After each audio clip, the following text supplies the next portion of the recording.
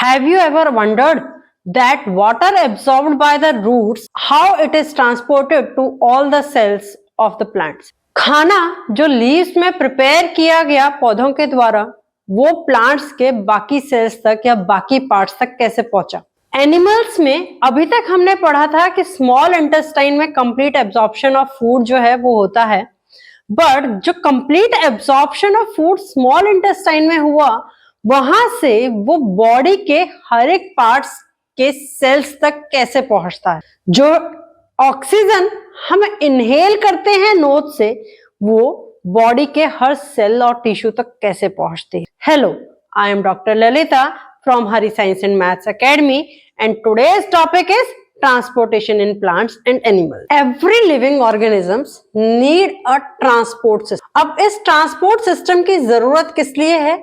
ताकि हमारी बॉडी में food, water, hormones, waste material वो एक पार्ट से दूसरे पार्ट तक पहुंच। अब हम ट्रांसपोर्टेशन की बात कर रहे हैं प्लांट्स और एनिमल्स में। सो दो थिंग्स हैं, one is plant and another one is animals. Animals की अगर हम बात करें, एनिमल्स में स्पेशली हायर एनिमल्स, तो हायर एनिमल्स में स्पेशल क्या होता है, एक सर्कुलेटरी सिस्टम होता है that helps in the transportation of these materials from one part of the body to the another part of the body or to each and every cells. And this circulatory system, ये जो circulatory system है ये हमारा consist करता है heart को, blood vessels को ना। अगर हम प्लांट्स की बात करें तो प्लांट्स में ये मटेरियल्स जो है, जो food, water, hormones and waste materials मैंने लिखे हैं, ये हमारे पास दो सेल्स के थ्रू ट्रांसफर होते हैं। One is the xylem cell and another one is the phloem cell. Xylem cell help in the water transportation while the phloem cells helps in the mineral transportation. Now in detail we are going to discuss first the transportation in plants. Now the topic is transportation in plants. Plants में transportation कैसे होता है? देखो, अभी हमने जब last chapter पढ़ा था respiration in plants and animals, तो उसमें क्या स्टडी किया था कि रूट्स जो हैं वो वाटर और मिनरल्स को सॉइल से एब्जॉर्ब करती हैं। अब रूट का स्ट्रक्चर जब आपने कोई ओरिजिनल प्लांट देखा हो या लाइव प्लांट देखा हो तो उसमें क्या होता है, रूट्स होती हैं साइड में इस तरीके से छोटी छोटी छोटी छोटी और बिल्कुल पतली पतली लाइक अ थ्रेड, वो क्या होते हैं, एक रूट हेयर्स होते हैं जो यहाँ मैंने मार्क कर रखे हैं। अब रूट हेयर्स बेसिकली है क्या, जो रूट की एपिडर्मिस है उसकी आउट ग्रोथ जो होती है, जो बाहर की तरफ उसकी ग्रोथ हो रखी है, that is basically known as root hair. उसको क्या कहा जाता है, रूट हेयर कहा जाता है। अब रूट हेयर से फायदा क्या है? रूट हेयर क्या करती है, रूट का सरफेस एरिया जो है वो इंक्रीज कर देती है। सरफेस एरिया इंक्रीज करने से क्या होगा कि वाटर की और मिनरल की एब्जॉर्प्शन जो होगी वो क्या होगी, आसानी से हो पाएगी। अब रूट हेयर के अंदर जो है वो क्या होता है, एक सेमी परमेएबल मेम्ब्रेन होती है जो पानी की और मिनरल्स की मूवमेंट को अलाउ करती है।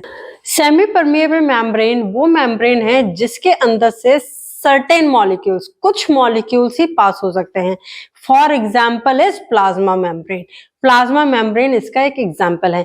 नाउ हाउ दिस एब्जॉर्प्शन, जो ये अब तक हमने पढ़ा कि रूट्स जो है वो हमारे वाटर और मिनरल्स को एब्जॉर्ब करती है from the soil. Now we are going to discuss how this absorption in plants is taken place. Now on the right hand side of the board there is a picture which shows how the water and minerals are absorbed by the root. ठीक है, वो किस तरीके से root जो है उसको absorb करती है। अब एब्जॉर्प्शन इन प्लांट्स की अगर हम बात करें तो इसके लिए दो प्रोसेस जो है वो है, first one is osmosis and second one is diffusion. Diffusion के बारे में तो हमने प्रीवियस चैप्टर में भी पढ़ा था। Diffusion is movement of gas और liquid from a higher concentration region to a lower concentration region. Diagram of diffusion is shown on the right side of the board. ठीक है, डिफ्यूजन का जो diagram है वो राइट साइड में upper part में show किया हुआ है। दो डायग्राम शो हैं। First one is the diffusion जो अपर में राइट में शो किया हुआ है, जो बिलो में शो किया हुआ है that is the diagram of osmosis, वो ऑस्मोसिस का। Osmosis is basically the movement of liquid, movement of water molecules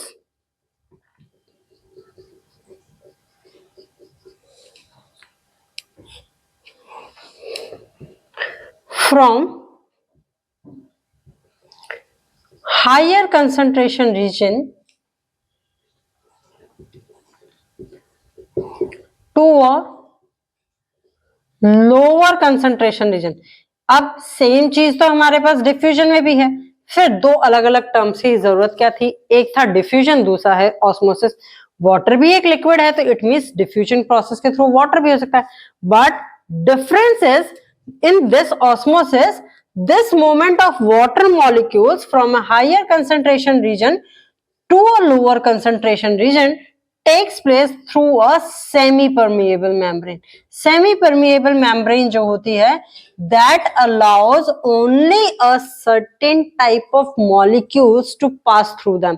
ठीक है, semi-permeable membrane जो है वो क्या करती है, सिर्फ कुछ ही मॉलिक्यूल्स को अपने अंदर से पास होने देती है। एग्जाम्पल जो है वो अभी मैंने बताया था कि इसका एग्जाम्पल क्या है, plasma membrane.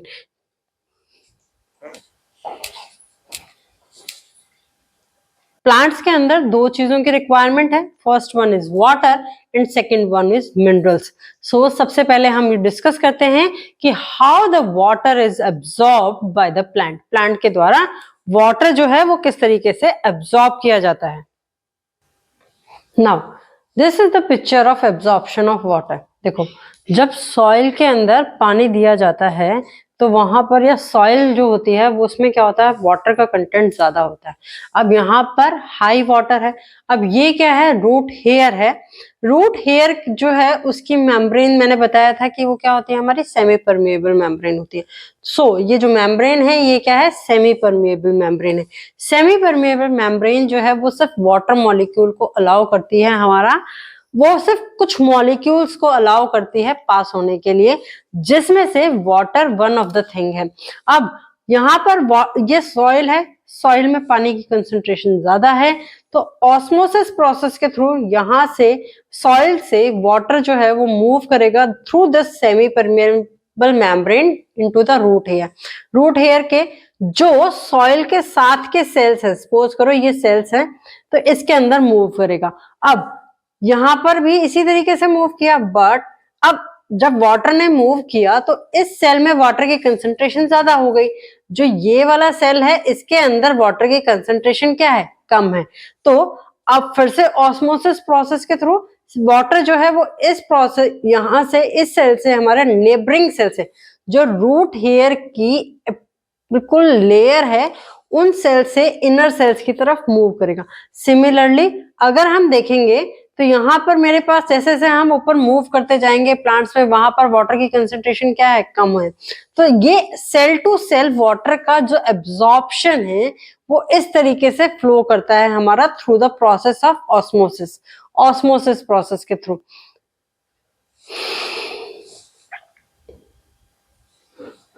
Now we are going to discuss how the minerals are absorbed by the plants.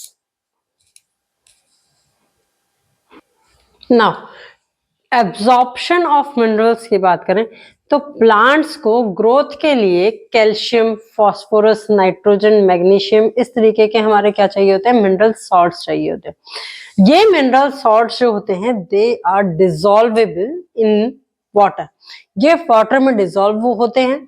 और वाटर कौन सा, जो सॉइल के अंदर दिया गया है या सॉइल में जो प्रेजेंट है। अब जब वाटर में ये सॉल्ट्स जो हैं वो डिसॉल्व हो जाएंगे तो वहां पर वाटर में ये आयंस की फॉर्म में प्रेजेंट होंगे। ये आयंस की फॉर्म में प्रेजेंट हैं तो अब वो आयंस जो है वो हमारा रूट्स जो हैं प्लांट्स की उनको वो एब्सॉर्ब करती हैं। अब उनको एब्सॉर्प्शन करने के लिए दो तरीके जो है वो रूट्स जो है वो फॉलो करती है। These ions are absorbed by the roots of the plants by two processes. First process is diffusion. Diffusion में बता दिया, जब सॉइल के अंदर हमारे पास क्या होगी, इन आयंस की ज्यादा कंसंट्रेशन होगी और पौधे के अंदर इन आयंस की कम कंसंट्रेशन होगी तो automatically these ions moves from soil high concentration region to low concentration region, that is roots. Now the another process is active transport.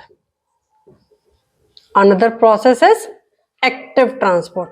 For this active transport, I show you one picture and the detailed description. Absorption of minerals जो है वो दो process से take place होता है. First one is the diffusion and second one is the active transport. Diffusion process में तो minerals ions जो है जो वाटर के अंदर प्रेजेंट है वो high concentration region to low concentration region जो है वो फ्लो करते हैं. But in case of active transport it is exactly the opposite of the diffusion. Diffusion का क्या है? एग्जैक्टली ऑपोजिट है. रूट हेयर्स के सेल्स के अंदर जो मिनरल्स की कंसंट्रेशन है वो बहुत ज्यादा है as compare to the soils में जो मिनरल की कंसंट्रेशन है. बट पिक्चर जो राइट साइड में शो की हुई है that is for the active transport. वो किसके लिए है? एक्टिव ट्रांसपोर्ट के लिए है. अब एक्टिव ट्रांसपोर्ट में जो मिनरल आयंस हैं वो मूव करते हैं from the low concentration region to higher concentration region. अब देखो डिफ्यूजन प्रोसेस जो है वो एक ऑटोमेटिक प्रोसेस है कि हायर कंसंट्रेशन रीजन है वहां से आपका क्या है लो कंसंट्रेशन रीजन की तरफ मूव करेगा. देखो आपने दो बाल्टियां रखी हुई हैं, दो बाल्टियों के अंदर अगर आप पानी रखोगे तो और एक पाइप से जिसमें ज्यादा पानी हो उस पाइप वहां से पानी का फ्लो स्टार्ट करना किसमें? जिसमें कम पानी था. तो वो पानी जो है वो कब तक दूसरी वाली बाल्टी के अंदर या बकेट के अंदर मूव करेगा आपका? जब तक कि पानी जो है वो दोनों बकेट्स के अंदर सेम लेवल पे नहीं हो जाता. सेम केस है यहाँ पर. डिफ्यूजन जो है वो आपका एक ऑटोमेटिक प्रोसेस है क्योंकि जहां कंसंट्रेशन ज्यादा है वहां से वो कहाँ जा रहा है? लो कंसंट्रेशन की तरफ जा रहा है. बट अगर आपको फ्लो करवाना है लो कंसंट्रेशन रीजन से हाई कंसंट्रेशन की तरफ तो उस केस में क्या चाहिए लगती है? एनर्जी लगती है.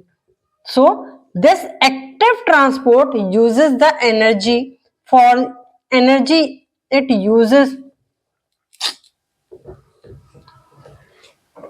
Active transport uses the energy for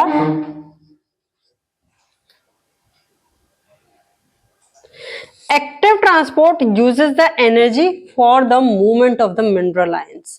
mineral ions की मूवमेंट के लिए इसको क्या चाहिए होती है? एनर्जी चाहिए होती है. अभी तक तो हमने बात की कि ये जो है वाटर और मिनरल्स जो है वो सॉइल से रूट हेयर्स तक कैसे एब्जॉर्ब होते हैं.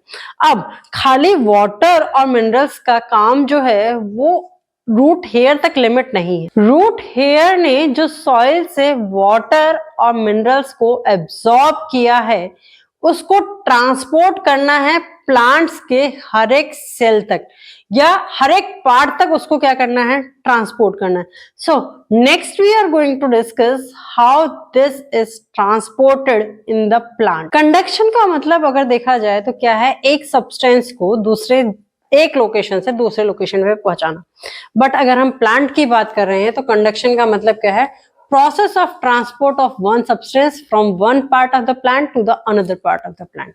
अब प्लांट्स जो है हमने पढ़ा था कि वो अपना खाना खुद बनाते हैं. प्लांट्स का कौन सा पार्ट बनाता है खाना? लीव्स बनाते हैं with the help of the photosynthesis. अब फोटोसिंथेसिस बेसिकली क्या है? दैट जनरेट्स और produce the production of carbohydrates. With the help of the photosynthesis, plants produces the carbohydrates, and this carbohydrate production requires water, carbon dioxide, and sunlight. And that carbohydrate is trapped in the green color pigment that is known as chlorophyll. वो कहाँ store होता है? हमारा chlorophyll में. Now, the water that is required in the process of photosynthesis is absorbed by the roots of the plant. अब वो water जो है जो फोटोसिंथेसिस के टाइम पे चाहिए वो प्लांट्स की रूट्स जो है वो एब्सॉर्ब करती हैं फ्रॉम द सॉइल. सो अब वाटर जो है वो लीव्स तक पहुंचेगा कैसे? इसके लिए प्लांट्स के अंदर two types of cells are present. One is known as a xylem.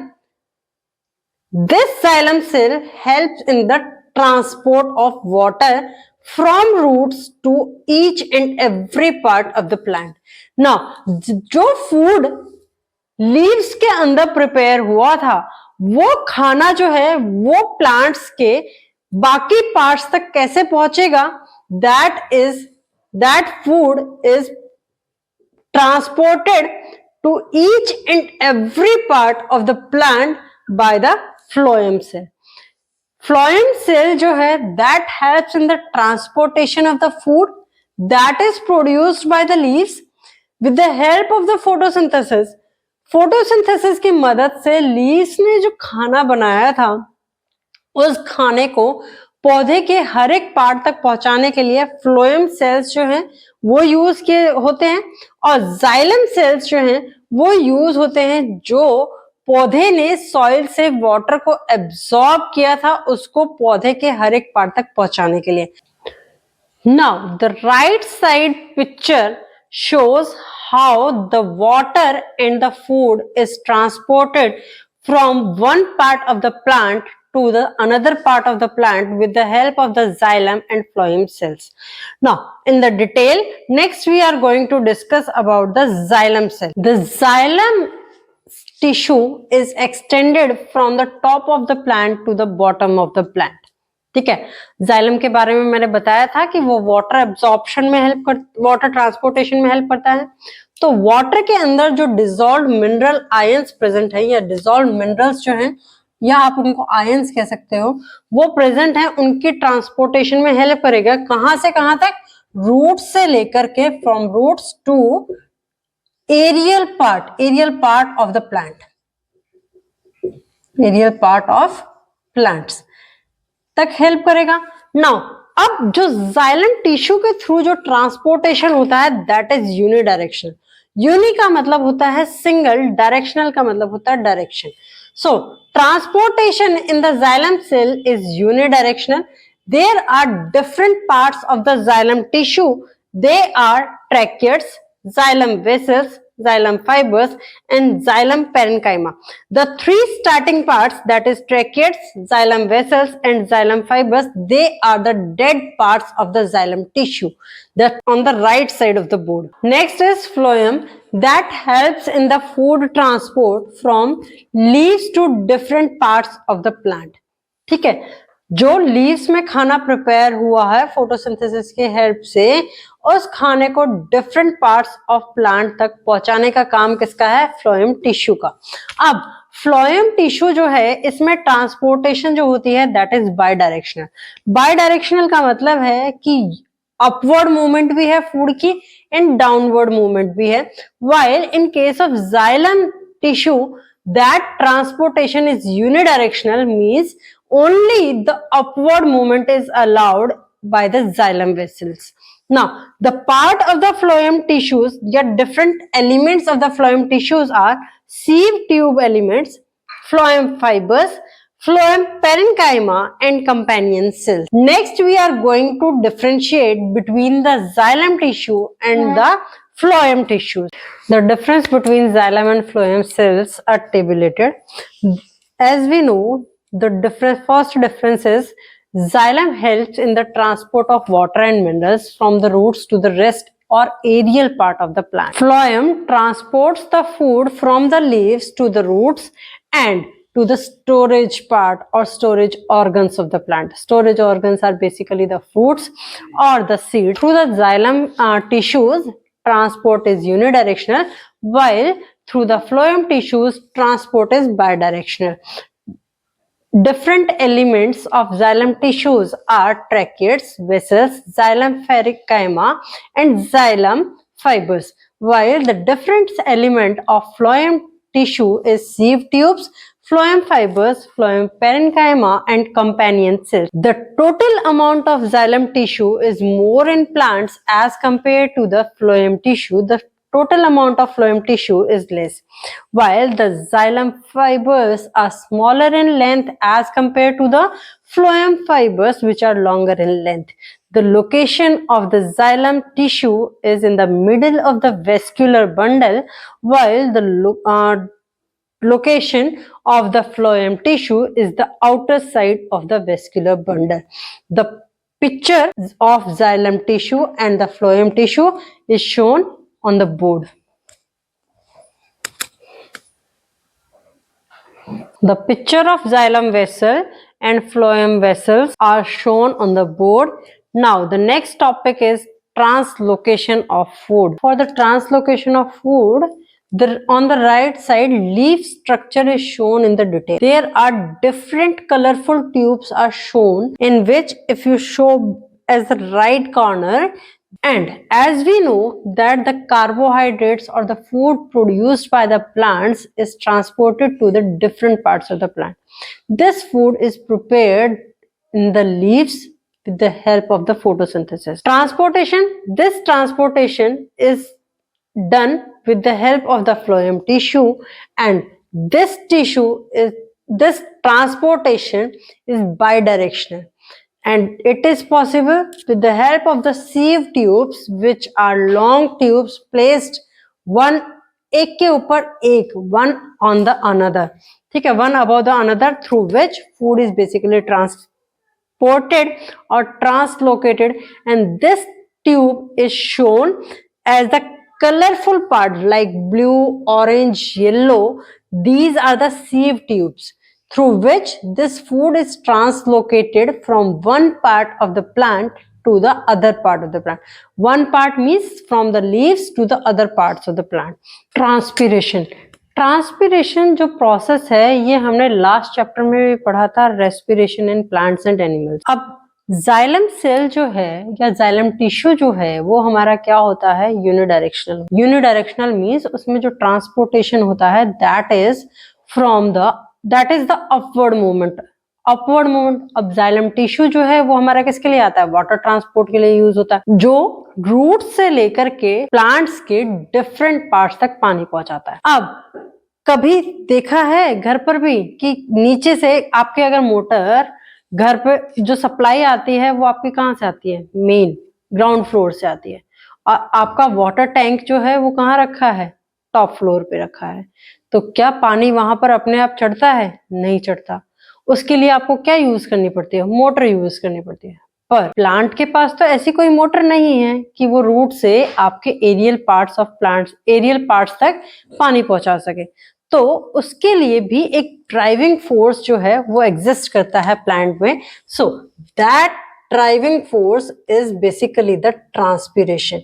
Transpiration is the driving force for the transport of water from the root to the aerial parts of the plant.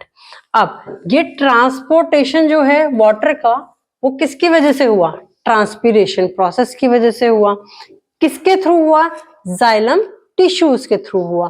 Transpiration basically क्या है, that loss of water, excess water का जो loss है through the stomata. Stomata कहाँ present है, leaves में present है.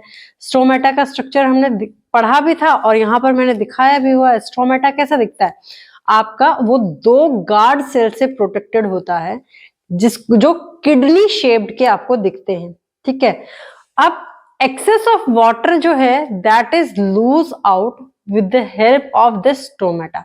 इसकी इंपॉर्टेंस क्या है ट्रांसपीरेशन की, कि ये एक कूलिंग इफेक्ट जो है वो प्रोड्यूस करता है या एक्सेस वाटर को लॉस करने में हेल्प करता है. बैलेंस करता है किसका, सॉल्ट्स, मिनरल सॉल्ट्स का, जो पौधे ने इनटेक किए हैं from the roots and the water, उनको बैलेंस करने में हेल्प करता है. थर्ड, ये कूलिंग इफेक्ट जो है वो जनरेट करता है. And the fourth one is helps in the absorption of water. देखो अगर वाटर लॉस होगा, एक्सेस वाटर का लॉस होगा तो क्या होगा, फूड प्रोडक्शन में भी क्या चाहिए, फोटोसिंथेसिस में भी वाटर चाहिए. तो वाटर का इंटेक जो है वो क्या होगा, इंक्रीज होगा. वाटर का इंटेक तभी इंक्रीज होगा जब वाटर, एक्सेस वाटर जो है वो आपका लूज हो जाएगा. कुछ पार्ट जो है पानी का वो खाना बनाने में यूज हो गया, तो रिक्वायरमेंट जो है वो जनरेट होगी किसमें, लीव्स में और different parts of the plants में. तो ये एब्जॉर्प्शन ऑफ वाटर में भी हेल्प करता है transpiration. So there are four importance of the transpiration. First one is it helps in the intake of water. Second, it generates the cooling effect. Third, it balances the salts and mineral in the plant. Fourth one is it helps in the excess water loss. Excess water जो plant में present है उसकी loss में ये help करता है. Now there is one more term that is guttation. What is the difference between transpiration and guttation? Different criteria based on which the transpiration and guttation are differentiated. The very first criteria for that is mode of water loss. Water loss का medium क्या है? Transpiration में water जो है that is lost in the form of water vapor and through stomata. While in case of guttation, water is lost in the form of liquid water and it is through the hydrothodes. Now, the timing means when this particular process is occurring. Transpiration generally occurs during the daytime while the guttation generally occurs during the night time or early in the morning. Driving factors for the transpiration are sunlight, wind and humidity, while the driving factors for the guttation is the root pressure when the soil is moist. जब soil जो है वो बहुत ज़्यादा गीली हो तो उस पर्टिकुलर केस में गटेशन जो है वो अकर होता है during typically early in the morning or at the night. The role of transpiration is basically to generate the cooling effect and the upward movement of the water from the root to the aerial parts of the plant, while the guttation role is releasing the excess water, release of excess water. On this basis, on these criteria, the transpiration and guttation are differentiated. This is all about the transpiration in plants. Still, if you have any query, please post your query in the comment box. Please like, share and subscribe the channel for the video notification. Thank you.